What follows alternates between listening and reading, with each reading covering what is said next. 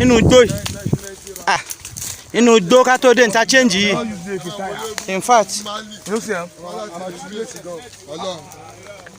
ẹ má ju wọlé ẹjọ́. No, but no.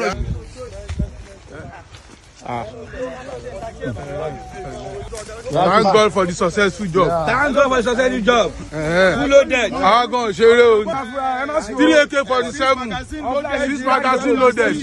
6 magazine loaded with 90. Wọ́n ti bàjẹ́. Okay, I'm sending it. Ẹ má lọ sùn. Yorùbá má sùn. Ẹ má sùn. Wọ́n tó kidnap wa, tó ń pa àwọn ọmọ Yorùbá àti mú wọn. Àgbà 3 magazine lọ wọn ní gbogbo.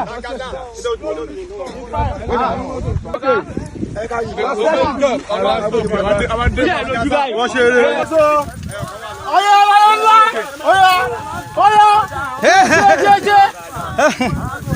Ọsẹ.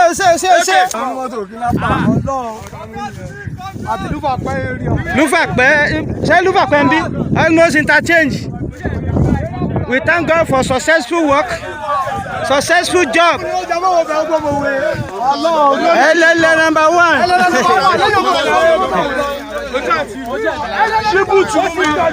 Afúnni ló ń jẹ wọ́n wo bẹ̀. Ticket. Oh yeah, everybody turn driver. Driver.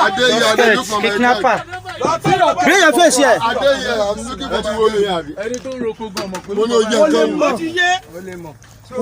What is your name?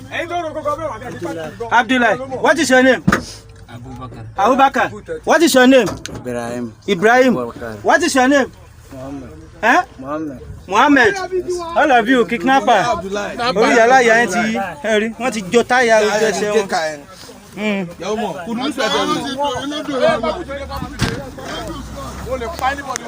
Àbí o. All cock. Tí stop wa fún. Ẹ wọ́n dí stop wọn látàárọ̀. Ẹ ṣe wá fẹ́ gbẹ̀mí wa. Ń bọ̀ ní sùúrù. Thank God. Well, if you know the sit down, nobody sit down outside like this. Every time I carry them, now inside.